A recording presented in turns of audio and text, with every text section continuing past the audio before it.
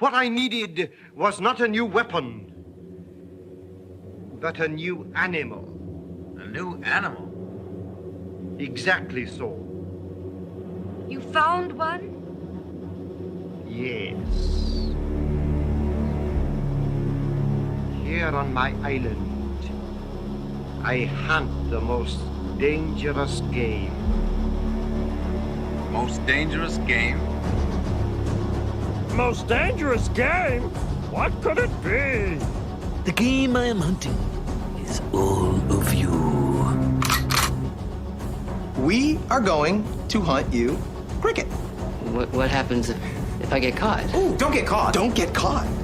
Oh, there he goes. Hunt man? You raving maniac.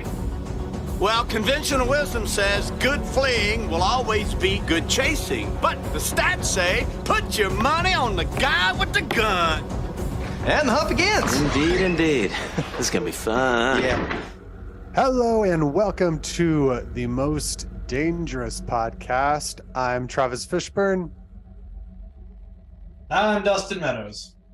And this is a show about, different interpretations of the most dangerous game. And this week, we are going to be covering the 2020 Blumhouse film, The Hunt.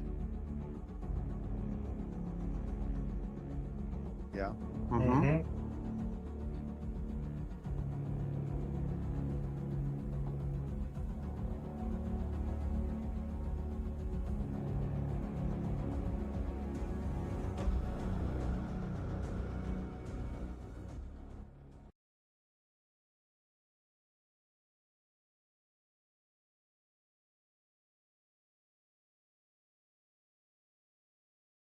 Mm-hmm.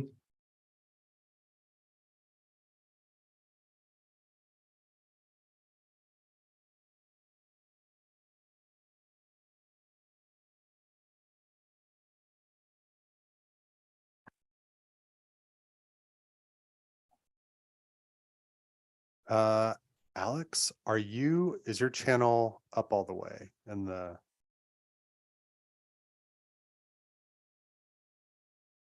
Okay. All right. So yeah. So it is, like Alex said, about a bunch of rich liberals gathering up the deplorables. Hi, here we go. There we go. Sorry, guys. Start it from the top. OBS just did that again. It was Weird. fine last week. All right, take two. The premise of the movie is basically a group of wealthy elite liberals kidnap a gang of quote-unquote deplorables that they've selected to hunt them. People on the other side of the political spectrum as these wealthy uber elites. That's a much better way of saying it than I did the first time. So Travis, in the podcast, you could just cut out the first part. We will, yeah. Yeah. Editing, guys. No one will ever know the difference. Nope.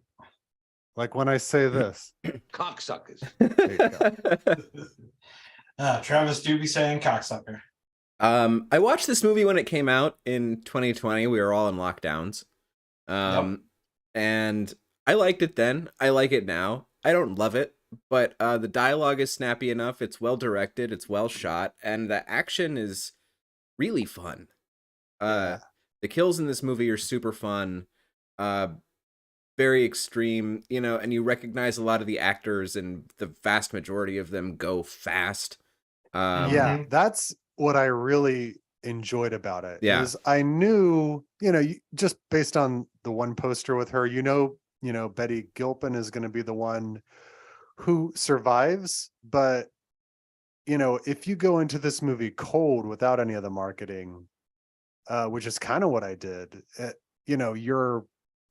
I forgot. And so you're taken on this journey where you're like, oh, we're going to be with this person. Nope. Okay. We're going to be with this person for a little bit. No. Okay. I really like that aspect of it. Especially with Emma Roberts, because they leaned on her a lot in the trailers too. And then she is the first, technically the second one off the board. I also watched this when it came out. I rented it on whatever VOD. I also spent that week watching Hard Target and Surviving the Game, and all these other adaptations leading up to it just to get myself in the mood. No regrets. I rented it, and I think I rented it through Amazon, and you've got like the 24-hour rental period. I watched it twice because I was so uncertain how I felt about it after my first watch. And I was still kind of muddy after the second one. After this one, I like it more, but I definitely feel like the both sides are bad approach gets like really bungled, and it doesn't feel like it really commits one way or the other to either side of it. Yeah, it does try to do the whole centrist have your cake and eat it too kind of point of view thing, which is I find tiresome, but it works well enough within the context of this movie, I suppose. That's the biggest strike against this movie for me, is that it's just like it's throwing out kind of all these like, oh, I've heard these takes before, but without like really adding a whole lot new to it. But outside of that, yeah, like you were saying, the action sequences especially, I think, are really solid. The Betty Gilpin makes some interesting acting choices. She does throughout. She makes a lot of essentially frog-like faces throughout. Like just her reaction is just like, what would a frog do in this moment? Yeah, that's true. And it's I'll talk about the personnel a little bit. It was directed by Craig Zobel. I don't know how to pronounce his last name. I'm sorry, Craig Zobel. Of Homestar Runner fame. Yeah, so like I looked him up. He directed a couple features, Compliance and Z for Zachariah. He's directed like High End TV, American Gods, Outcast, The Leftovers, Westworld, and also he created Homestar Runner with the Chapman brothers. Yep, that's crazy. That's all. That's crazy. Good for millennials. It's happening for us. Yep. And then it was written by Damon Lindelof and Nick Cuse, which is a kind of crazy writing team on this movie. Is Nick Cuse, is he related to Carlton Cuse? I just assumed that they were siblings and never looked into it. Son of Carlton Cuse, I see. Okay, so that makes sense. So for anyone who is unfamiliar, Damon Lindelof and Carlton Cuse were basically the two main showrunners of Lost for the entire run of Lost. They are to blame for anything you did or did not like about that show. Damon Lindelof has gotten a lot better as years have gone on as a writer. He was responsible largely for Watchmen, HBO's Watchmen. I would say Damon Lindelof responsible for this podcast, essentially. Exactly. Yeah, true. Before I ever joined, it was just a Watchmen podcast that you guys did. And Nick Cuse, son of Carlton Cuse, was on the writing team of The Leftovers, also worked on Watchmen. So I guess, they did this for fun and sold it to Universal, which is just kind of wild. But it accounts for the twisty-turny plot. Like another fun thing about this movie is like you really don't have a great sense of what the next thing that's going to happen is. Like you kind of know what the big beats are going to be. Like it whittles down to one person and then there's a big fight and then the movie ends. You kind of know that that's the trajectory, but getting there is very interesting. It's a weird way I thought. Yeah, I forgot about the time jumps on this watch. And the near escape on the train and the reveal of them being in Croatia and all this stuff, I was like, I had kind of forgotten about, and I really liked all that stuff.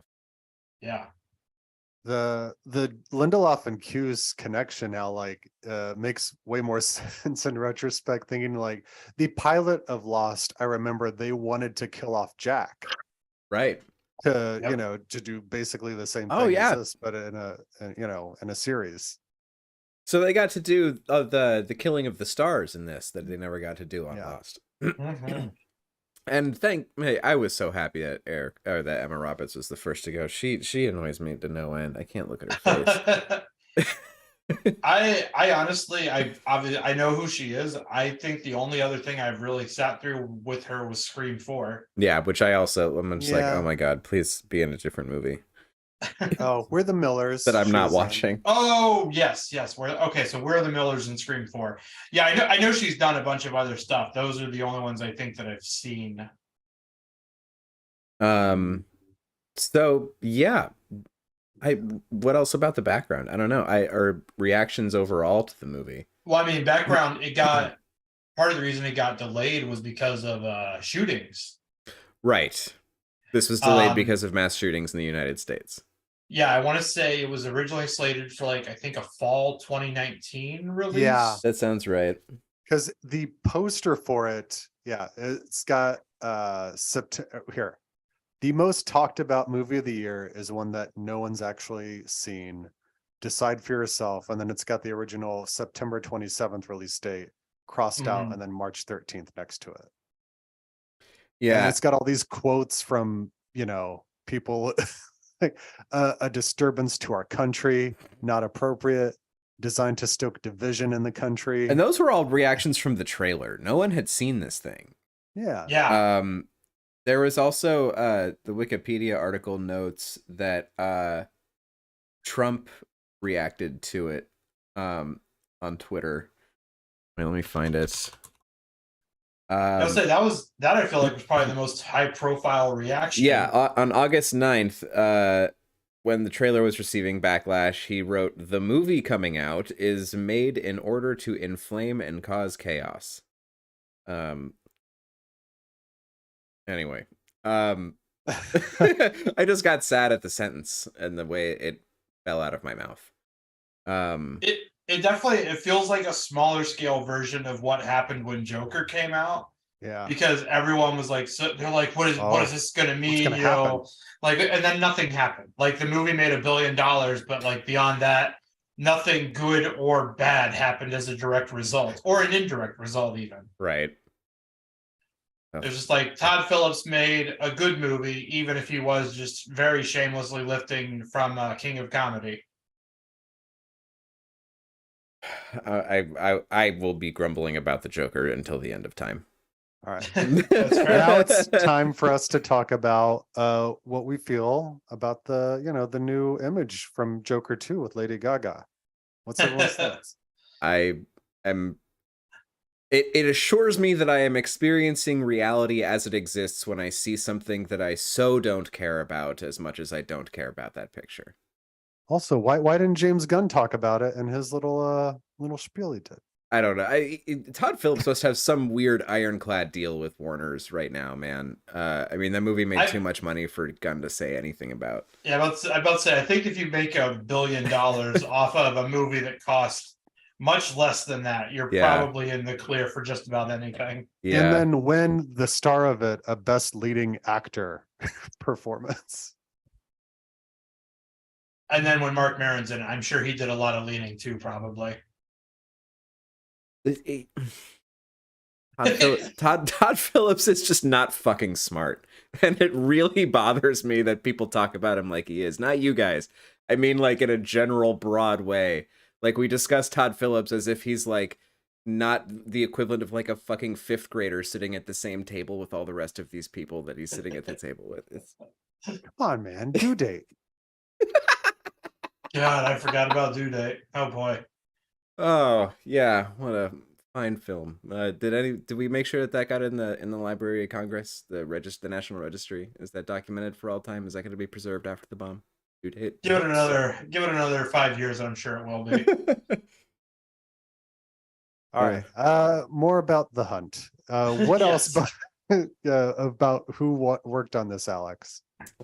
You know what? Like, I didn't find a lot of people that I thought were super interesting. There is like a secret contraction, actually. We haven't gotten there yet, but secret one. The DP is Darren Tiernan, was a cinematographer on this, and he also shot episodes of Star Trek Discovery and Picard. So nice. There's that. But he's like, I liked how the movie looked. I really liked how it was shot, and this guy, going by his resume, is just like an extremely solid TV DP. He does have a bunch of features under his belt, but there's like American Gods and Westworld and Foundation and Barry and Perry Mason, which is like somehow a premium product now, and that Lakers show, Winning Time. Oh yeah.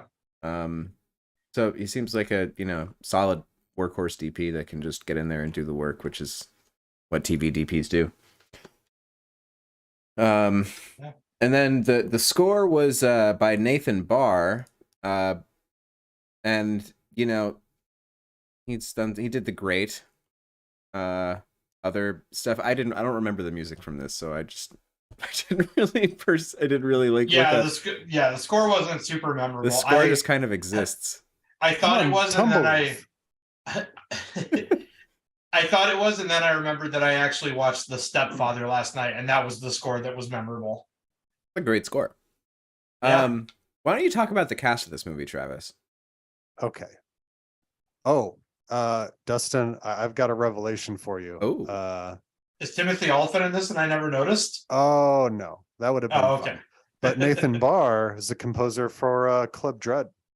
Nice. Okay, that's Yeah. why the name sounds familiar. I wonder if he wrote some of the Coconut Pete songs with Billy Pax. Oh, he might have.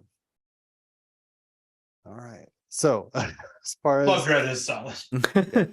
the cast, so lead, we've got Betty Gilpin playing Crystal. Actually, wait, I'm gonna pause. Yes, I agree. Yeah. Club Dread, great movie. Joker, not a good movie. Club Dread, great movie. Please continue. That's all. Mm-hmm. Yeah, Club Dread should have won the Oscar, not Joker. Damn right, co-signed. Okay. Yeah, Betty Gilpin. I don't know that I've actually seen. I mean, she's been in a few things. I've not seen any of them other than this. Yeah, at the time, the Mm-hmm. biggest thing was Glow that she was in. Her and Allison Brie. Right. Yeah. And she was in isn't it romantic comedy? She was in that crazy Amazon Chris Pratt movie, The Tomorrow War. Oh yeah, the one that I didn't I watch. forgot even that though existed. Yeah, I almost watched it just because I love Sam Richardson so much, but I was like, I can't imagine he's in this enough to make it worthwhile. No. Yeah. Yeah, she's around. She's been a working television actress for like a long time and is breaking out into bigger stuff now. And she's great. Yeah. She's solid in this. She's definitely the best part of this for the majority of the movie. Yeah, she's a blast to watch. I mean, like she does do some weird choices. I never thought any of it was bad, and all of it was interesting to watch. Yeah. I never thought it was bad. I was like, the fact that she went the opposite of what anyone else would have done, I was like, I'm actually more invested in this movie because I don't know why you did what you did, but I'm fascinated by it. Yeah, it's one of those. It's not like a Johnny Depp and Yoga Hosers or like Elizabeth Berkley and Showgirls, like kind of like so extreme, such an extreme commitment to the wrong choices, performances, you know? Yeah. Yeah. Although I still think Berkley made the right choices, even though they were the wrong ones. Having recently rewatched Showgirls, oh boy. I mean, truly the Citizen Kane of bad movies. Oh my god, yeah, that different podcast, but her every single line delivery she has in the movie is completely insane and inhuman. It's great. It's so good. She doesn't act like no human being has ever acted like she acts. I think it was the Honest Trailer said it best that she brings the same energy to the character entirely from the caffeine pills episode of Saved by the Bell. When she has her freak out, but she's just in that mode the whole time. That is true. That caffeine pills episode. The only episodes of Saved by the Bell I've ever watched are the danger episodes. Yeah. They're the only ones I've ever watched are like the morality plays about like something that's not that bad, like caffeine pills or weed. You know, like those ones I love. Made by Puritans. All right, Betty Gilpin, great lead. Betty Gilpin, not in Saved by the Bell or Showgirls. And then we got two-time Academy Award winner Hilary Swank. Yes, she's so good in this. Karate Kid: The Next Generation's Hilary Swank. Yes, that's the one. Who's also great in this movie. Yeah, she's fantastic. You know, like, well, whatever. Spoilers for the end of the movie, but the movie culminates. I'm just going to divert because we've talked about the two stars and they're the survivors here. Athena is the mastermind of this whole thing, and it ends in this fight between Crystal, Betty Gilpin, and Athena, Hilary Swank. And Dustin, how did you put it in your review? Because that was a very good way to put it. Basically a lady version of the fight from They Live. Yes. Yes. This is the only other movie that I've seen emulate a fight like They Live is the last fight in Ravenous between Guy Pearce and Robert Carlyle. Yeah. And I don't know why more movies don't just shamelessly rip off specifically the They Live fight. It's overly long. It's insanely choreographed. It goes everywhere. It's tired. It's so good. There are all these great beats that I lost it. I forgot about, because like they go through a couple of windows, and then they end up outside, and then Betty Gilpin's about to bring her back in, and she just stops and she's like, "No more glass," and then opens the door before they continue the fight back into the house. It's so good. Yeah, that's just like the most realistic thing you've ever seen in a fight scene like that. It's just like, can we stop going through glass, please? Can we just move forward and continue beating the shit out of each other? They literally, like, they both kind of call like a mini timeout at one point. Yeah. After they go through the patio door or whatever it is. Yeah. It's a great fight scene. It's a great fight scene. And it's a fine and, like, you know, it's a great payoff action wise for the rest of the movie. Because there's a lot of great action throughout the movie. Like the opening, we'll talk about it later, but like it is a nice culmination of the action and sticking the ending. Yeah, and I feel like the action builds appropriately. Like I never feel like the action sequences like petered out in the first part and was all downhill. It's like each sequence I feel like builds appropriately to this final fight between the two of them. Agreed. And every sequence that they do kind of escalates in his own way and is different than the previous. Like, I mean, you know, a bunch of people get shot, but no one gets shot in the same way. Like, no, it's not, there's not a repeat of any specific scenario or type of death. It's well put together, which is why this movie is fun. It's not fun for what it's saying. It's fun for like how it's saying it. Yeah. And I do wish that there were some longer takes on like some, especially like the fight sequence, but like, it doesn't feel like that bad, overly edited kind of action. Yes. Where like you can't even follow it. Like right, you always had a good sense of the geography of whatever was going on.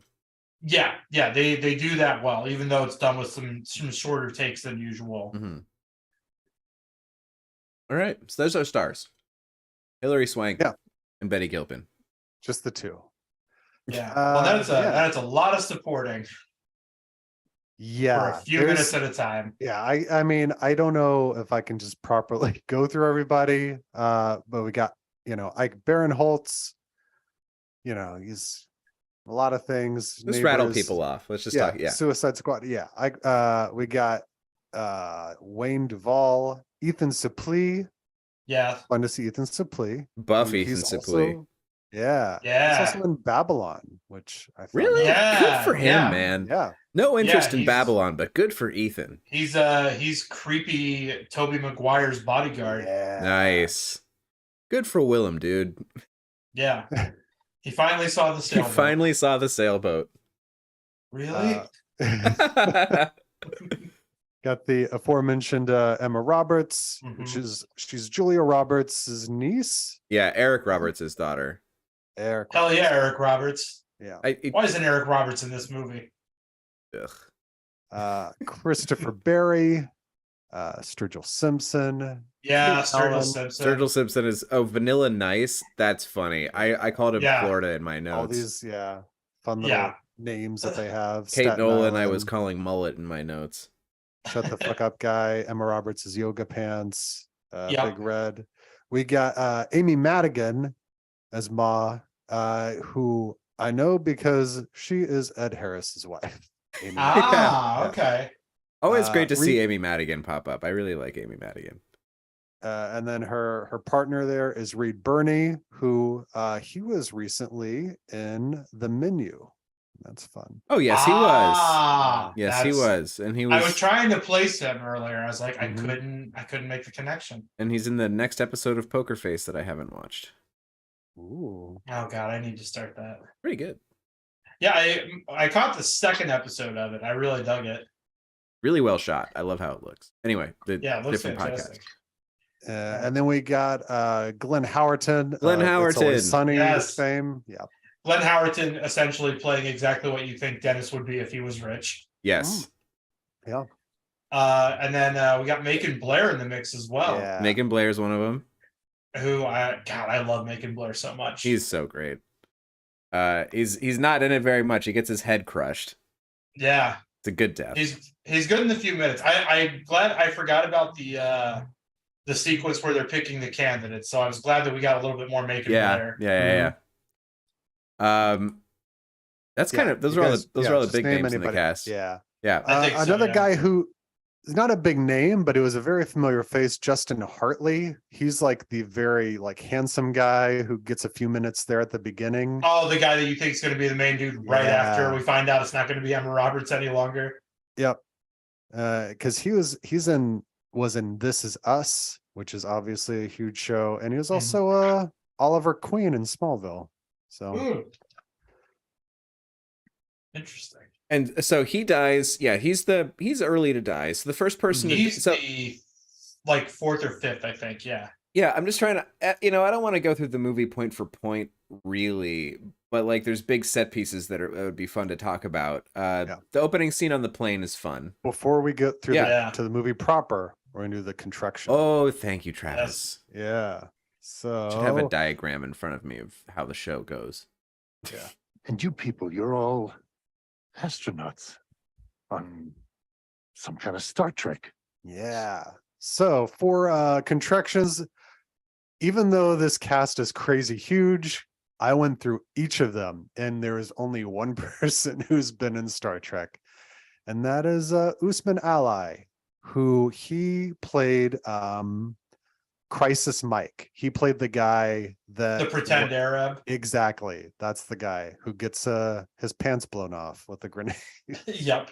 He got fucking vaporized by that grenade. Yeah. He was not doing it right to try to. I would have just, when he went out, I'm like, just take your fucking pants off, dude. I don't. Yeah. But yeah, he was in Star Trek Into Darkness, and he played an officer on the USS Vengeance. Underneath RoboCop. Yeah. And you found an autographed photo of him. For whatever reason, even though like I actually went through the movie trying to find a better screen grab of his character, and I could not, because he has such a small presence in the movie. Yeah, these are publicity stills for sure. For whatever reason, he does have a card that he autographed for somebody. He probably done a couple conventions. Yeah. Nice. Thanks for that, Travis. So that's our one contraction. Yeah. So the opening scene on the plane is fun. We get like an early kind of surprise kill when one of the abducted wakes up too early. But the movie gets started proper, like in the middle of this giant field. There's a crate that everyone they all have gags in their mouths and these collars around their heads. Are kind of afraid of it. They think it might be a trap. One guy opens it anyway. A dressed up pig wanders out. Yep. And then the guy pulls out this arsenal of weapons. Yoga Pants finds the key. They get their bits off. They all weapon up and immediately starts. The hunter starts shooting, and Emma Roberts gets her head blown off.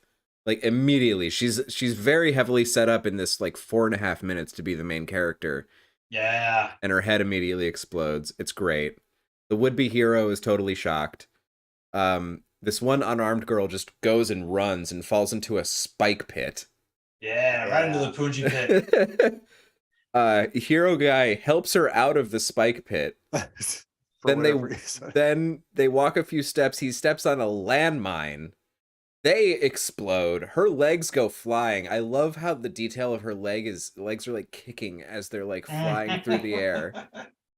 And then we find that her top half has landed back in the spike pit. Her guts are all hanging out. It's so good. Yeah. And then she offs herself because, of course. Yeah. And calls Ike Barinholtz a snowflake for not killing her. Yeah.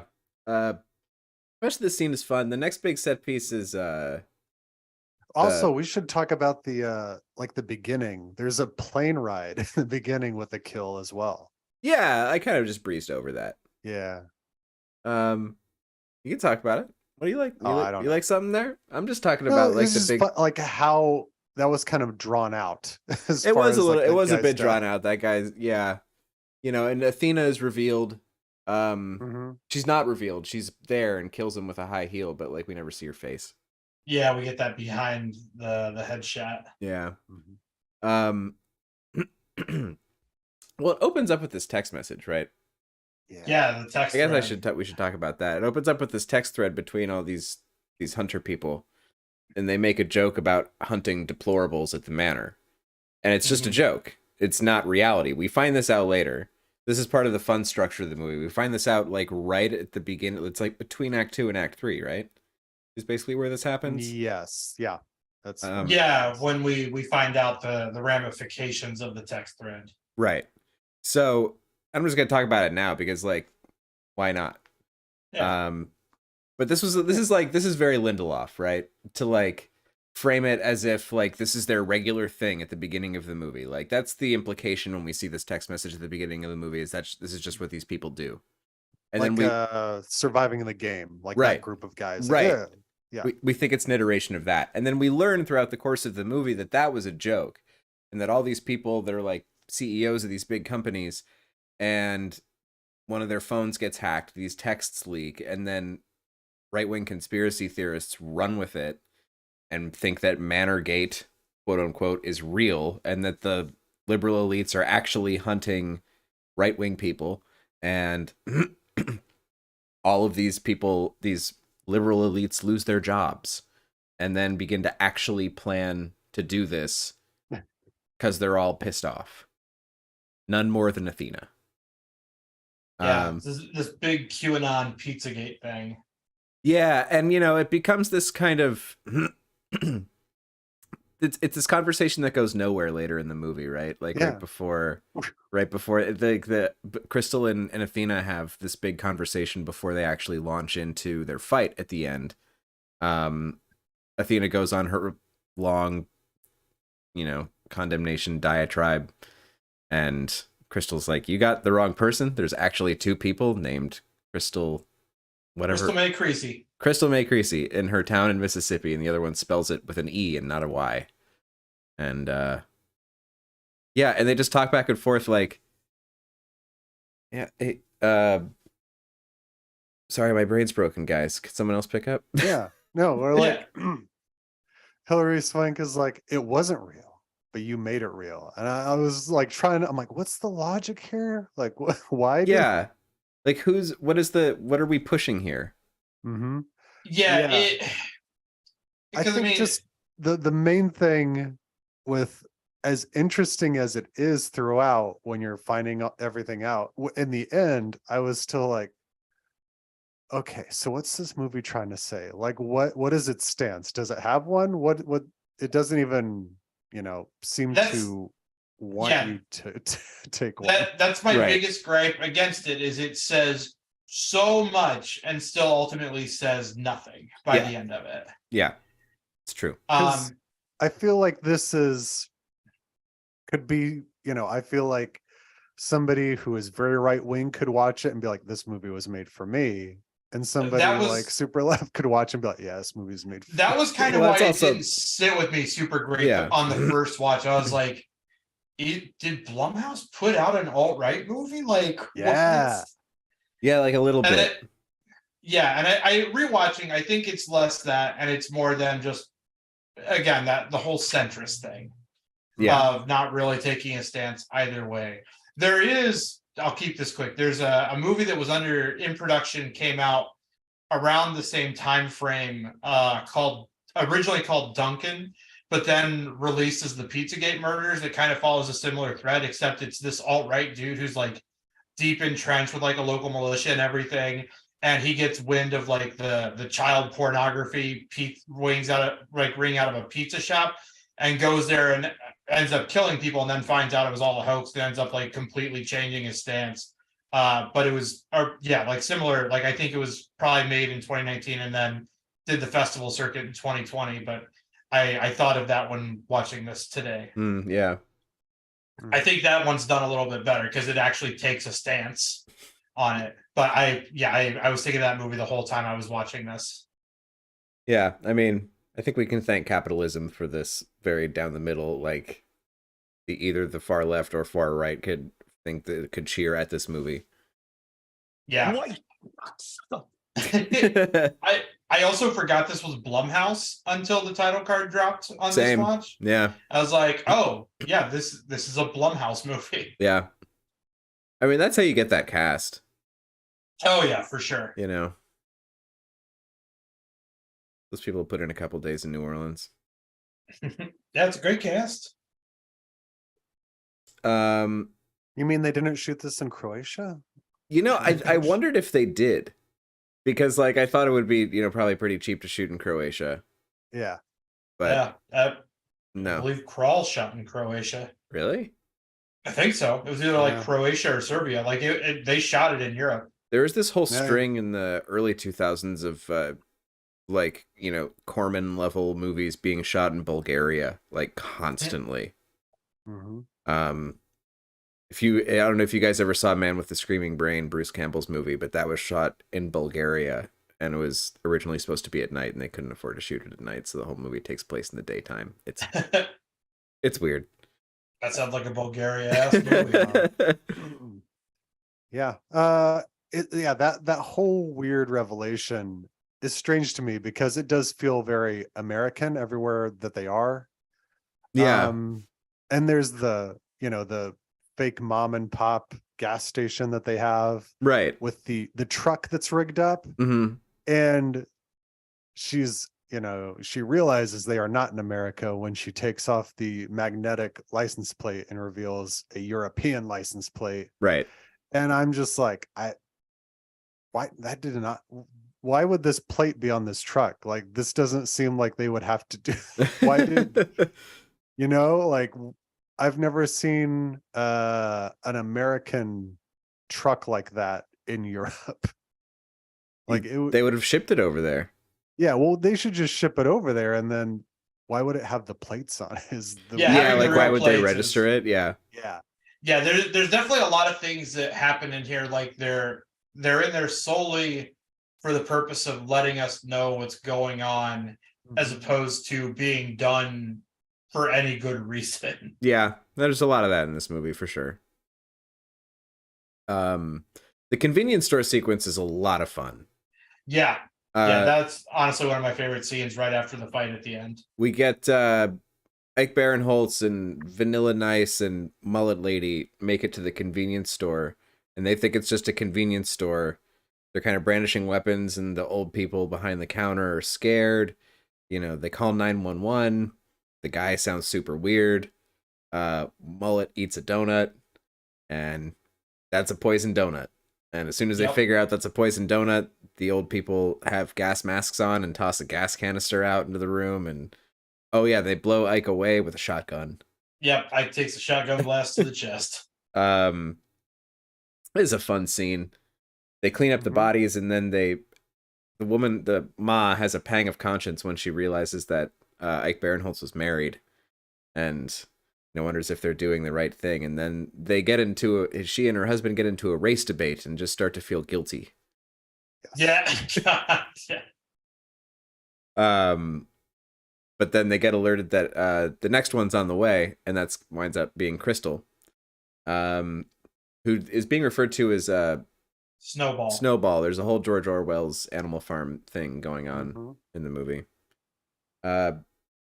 Yeah, and the sequence when Crystal arrives and just acts like she thinks it's a normal store, goes through a transaction trying to buy cigarettes, and then goes, cigarettes in Arkansas only cost $6. You fucked up, bitch. And then attacks and murders these people, and then we're like, oh, this is this person. And then the movie gets super, super fun.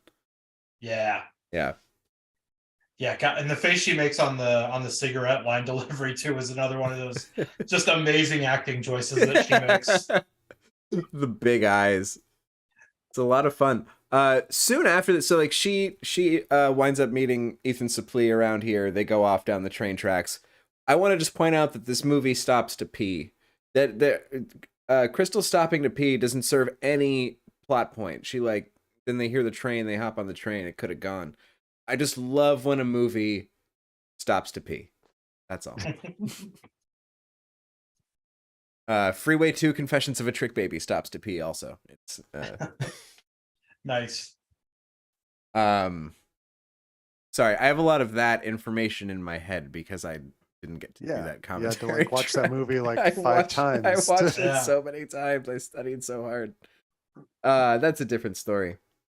You should just do a special podcast episode so you can get it all out of your system. I would, man. But like a lot of it was, so here's just a quick aside. I was at one point supposed to moderate a commentary track with Matthew Bright, writer director of Freeway 2: Confessions of a Trick Baby, for an upcoming Blu-ray release with Arrow. But a series of unforeseen circumstances, it didn't wind up working out. But I watched the movie a lot and had a lot of questions about the movie for the man who made the movie that I will now not get to ask, which I'm going to be bummed out about forever. But I would love to talk about that movie on some iteration of this podcast. I don't know what it would be. We could do a podcast of like fairy tale adaptations. There you go. Because that one's Hansel and Gretel. Kind of. Do a podcast that's just all the best adaptations of movies about trick babies. Yes.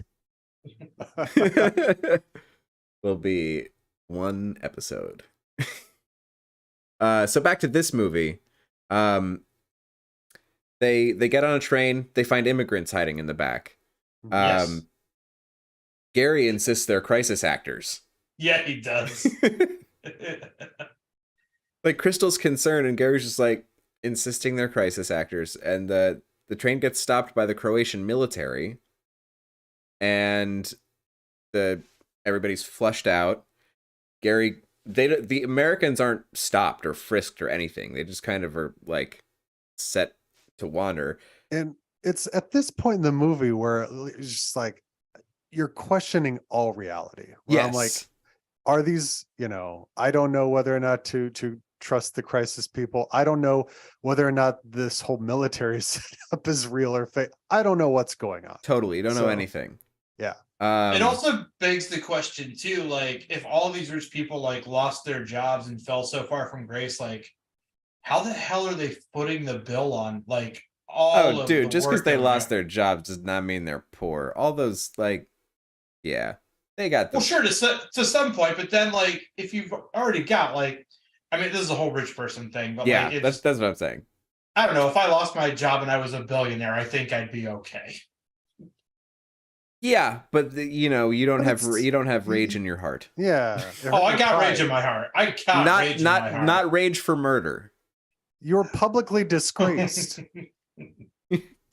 You wouldn't go on a murder spree. You're a better person than that. Even if you got billionaire status, you could do this. Even if this became an option for you. If I became a billionaire, you think the first thing I'm not going to do is buy an island and not hunt people for sport? You heard it here first, FBI. I mean, they can't do anything. It's out of their jurisdiction. If it's on an island. Oh, yeah. International waters, it has to respect the laws of the flag that I fly, which is going to be my flag. Oh, so McAfee style. Yeah. You're going to go full John. There's no way John McAfee didn't hunt people. Yeah. I don't know if you guys know about John McAfee, but yes, there's no way that guy did not hunt people on his island. Watch a documentary. I don't think it talks about people hunting, but it talks about things that you would think that it's in his wheelhouse. Things that someone that hunts people would definitely do. I probably wouldn't hunt people, but it's nice to know that I have the option. That's all we want. That's all we want. When we, the working class, say that we dream of being rich, all we really want is the security to be able to buy an island, hunt people, and come home with no repercussions. That's all we're really asking. Yeah, and I only want to hunt rich people, so they're barely people to begin with. It's just like regular hunting. The caviar. Anyway, podcasts are inadmissible as evidence, right? Yeah. They're admissible as evidence in other murder podcasts. Oh, well, murder podcasts, those are fine. Those aren't real. Those have like what, a less than 1% success rate in overturning or convicting? Is that how it goes? What did I feel like it. Recently, where one of there's a those lot of true crime podcasts, and I feel like maybe 5 of them have had any impact on their cases. It's on my mind because there was a recent episode of Poker Face that had a minor true crime podcast angle. Anywho. Any easy. So they wind up in this refugee camp. After this is so during this whole thing at the train, after being stopped, the guy does reveal himself to be a crisis actor. Yes. Blending in with actual refugees and tries to convince. But is that even true? He says that, but I'm like, true. We don't know. Those people might have been hired. He is, at least, because we see him later. Yeah. Right. But the other people. Oh yeah. The other wind people up in the refugee camp. And he tries to convince Gary to just like come back and it'll be okay. Gary does not believe him. So Gary puts a grenade in his pants and then runs away. And he gets very incensed at the thought of them being buddies. Yes. What's the line that he gives him when he does that? It's like, I'm not your buddy. I'm not your friend. No, something like that. Else. I'm not your buddy, guy. I'm not your guy, friend. I'm not your friend, buddy.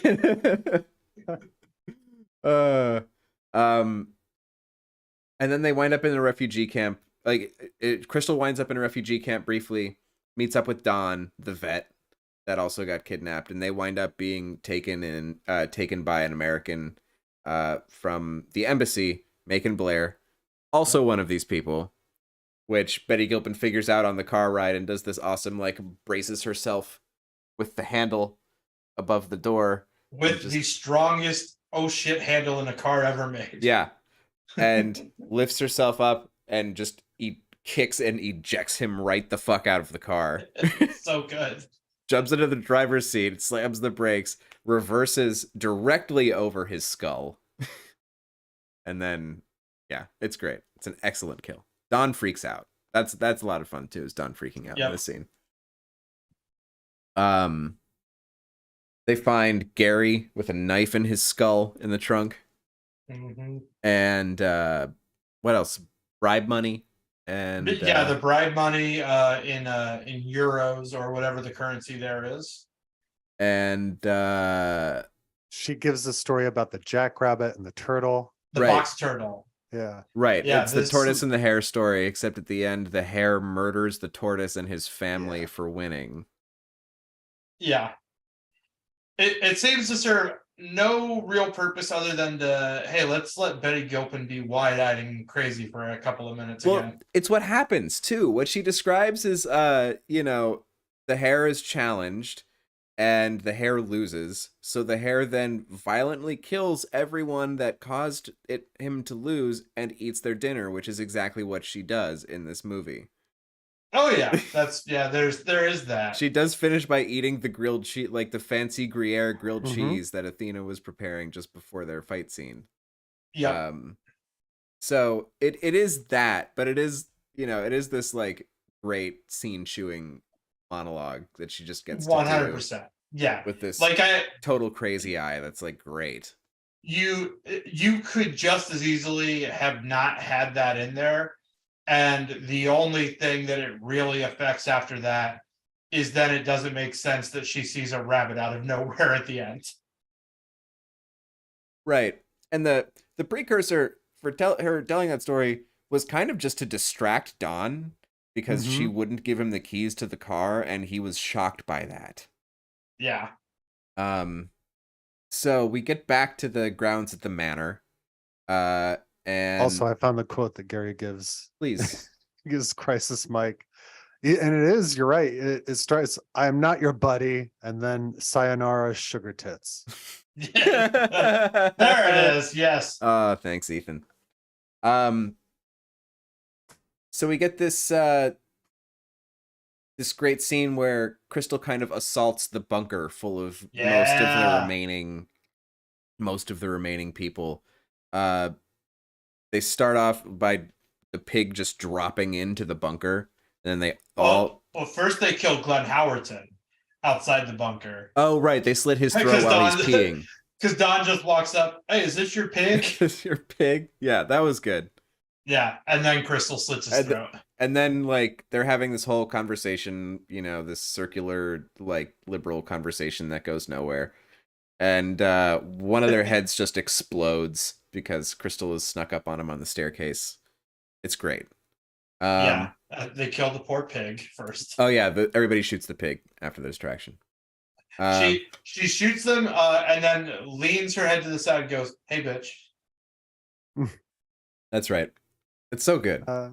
Yeah, another guy in this scene that we didn't get to mention in the cast. His name is Steve Mocate, and he plays Sergeant Dale, The who consultant. Their military consultant. Yeah, military consultant who worked on Tears of the Sun, Anton Fuqua Bruce Willis movie. And I had to look it up to be like, did this guy like really work on Tears of the Sun? Because that would have been fun. No, he did not work on that movie. Yeah. I figured that. I was like, and it was such a weird pull. I was like, they probably just made this up. Like of all the movies to be like, oh, he was a consultant for this. It's like Tears of the Sun. I was like, I remember that movie vaguely, but I feel like most people probably don't. Yeah. Yeah. And the scene ends, the whole slaughter scene ends with this nice moment between Crystal and him. Mm-hmm. This little conversation where she gets some information and then shoots him in the head. Like, of course. Thanks him for a service and then executes him. Yep. This also has another great one of her faces when the lady shoots and misses her with the bow and arrow, and then she pulls the weird face. And then, that was very cartoony. Does like a real low, like almost capoeira like move, and then like foot sweeps the girl with the bow. Yeah. And then shoots everyone else. Yeah, it's a fun little action sequence. It is a fun little action sequence. Like everybody gets theirs, they all get it in a different way. She shoots a guy in the ass. Shoots a guy in the ass. Knees a guy in the nuts. Yep. That was good. This is the point where we get the flashbacks. Then we learn, you know, how all this came to be. And we come out of the flashbacks and Crystal is at Athena's manor. Yeah. Oh, really quick before we move. There's the weird misdirect with Dawn at the end of that. Oh, right. Yeah, she executes Dawn. Yeah, because Athena radios for him, and then it's never made clear whether or not he's with them. That is true. Or if Crystal just unnecessarily killed him. And I've gone back and forth. After this watch, I think he might not have been with them. Solely for the fact that he doesn't show up in the flashback scene. Yeah, he doesn't show up in the flashback, and he I mean, just kind of how he interacts with Crisis Mike. Yeah. You know, I mean, not Crisis Mike. Well, with Crystal, I guess. I don't know. He's not on the wall. He's not on the wall of headshots that they have in the house either. No. Yeah. So yeah, I think it's one of those other things where they're like, we're not gonna tell you. It's like, all right, well, it's actually more maddening because like this isn't like American Psycho where you really fleshed it out and made it possible for it to go either way. Like this is just you gave us a lack of evidence. Right. Yeah. So like we can draw a conclusion, but you're just like, figure it out on your own. We'll never tell. Yeah. Yeah. Also a guy who plays Don, Wayne Duvall. He's a cousin of Robert Duvall. Oh, interesting. Oh. That's cool. Nice. So yeah, and then we kind of get into the whole fight scene we've already described. Yeah. Yeah. And even though they kind of suffer the exact same injuries, Athena dies and Crystal gets up and puts on a fancy dress and high heels and grabs a $250,000 bottle of champagne that was rescued from a shipwreck and gets on the private plane. Well, takes the dog and gets on the private plane and leaves. Yeah. Has to solderize her wound with the souffle burner. Yeah, with the torch. That was the thing that I thought more too, because like she obviously we find out she has combat experience. Like right. She was from the military. She's probably sustained. similar injuries before, Probably. especially if she was stationed somewhere like Afghanistan. So I mean, I think No, that's I didn't find the it too big difference. implausible. I just found Oh, yeah. I just found it funny. Oh yeah, no, it's super funny. And then Athena, like, she puts up a hell of a fight, but like, she's a rich lady who's just been punching a bag that can't punch back, Right. like, for 8 months. Like, that's her training. Right. So yeah. And it's a great little scene at the very end too, when she gets on the plane and the flight crew is like scared of her. She just goes, "Hey, the people who hired you tried to kill me, but they didn't, and I killed them. Can I get a ride home?" And they're like terrified because she's got a gun. You know, they don't know what's going on. They say yes. Yeah. They're gonna fly her home, and she gives the flight attendant lady caviar for the first time in her life. Yeah, I like that. Pretty much the big thing, obviously, Crystal not being the actual person, like just being some mix up caught in the middle of it. So like she's firmly not really on either side of it, it seems. Yeah. Which I mean, again, ties into the whole centrist thing. But like the elites in this movie are very classist. Yeah. Like to the point where, I mean, and they're not meant to be sympathetic, but especially to the point where like, I should hate, like, you know, the alt-right YouTuber guy and the alt-right gun guy, the climate change denier, and all these other things. But it was like, yeah, but you were shitty to a flight attendant, Glenn Howerton, so I'm glad you got your throat slashed. Right, for sure. I mean, shitty people are shitty people. Oh, 100%. So yeah, it was nice. It was like, hey, there's a little even I don't think I ever noticed it before, but even the way Athena like says it's from George Orwell's Animal Farm, is like, that's the way an asshole tells you they've read that book. It's from Animal Farm. I don't know if you've read it. It's like comic book guy. Yeah. Oh yeah. 100%. It's just like, God. Yeah. No. I'm glad you're dead. I do love her last words. Whoops. Whoops. Yes. So good. So yeah, that's The Hunt. It's fun. Yeah. It's easy to recommend, but not easy to recommend emphatically. No, it's worth a watch. It's after this viewing, like, you know, if I'm doing a thing where I'm like, I'm gonna watch Most Dangerous Game movies for a week again. Like, you know, but it's probably not one I'm gonna go back to much in the future. Like, I feel like 3 watches that's as many as this movie deserves. Yeah, I feel like that's probably 2 more than most people have given it. So yeah, I would say 3 more than most people. Yeah, that's fair. So yeah, and next week is gonna be we're gonna put a pin in this for now. Mm-hmm. The Most Dangerous Game thing. So we're gonna do one more of these before the show transitions back into talking about the Mandalorian. Mm-hmm. In which he turns into a DeLorean finally. Yeah. Yes. Oh man, The what are we gonna get him? Who's a DeLorean? When are we gonna go to the Most Dangerous Mandalorian episode? You know what? You say that, but I guarantee, like, it's a possibility. Oh yeah, I can see that. That'd be so good. Yeah, I mean, they already did the 7 Samurai episode. Yeah, they're cribbing from westerns and samurai movies again. So I mean, you know, when I like Star Wars the most, do it. Ooh. So, what? Something we should do next week, since it's gonna be our last episode of this for a while. We should each do like a ranking of what we've covered. Oh, I'm into that. Yeah. Yeah. I think that'd be fun. Yeah, all the ones so far from this batch and the last. Yeah. Just the ones that we've covered. Cool. Yeah, let's do a top 3. Let's each do a top 3. How about that? Sounds good. I like.